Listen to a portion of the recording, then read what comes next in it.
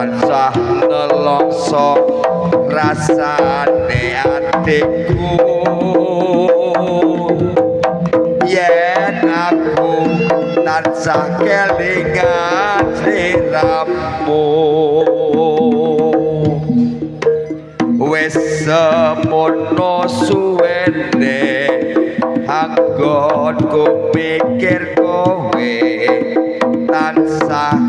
agawe bingung atiku renong lawan wengi aku tansah ngenteni memuji marang kersane Gusti muga kang kuwasa enggal paringi marga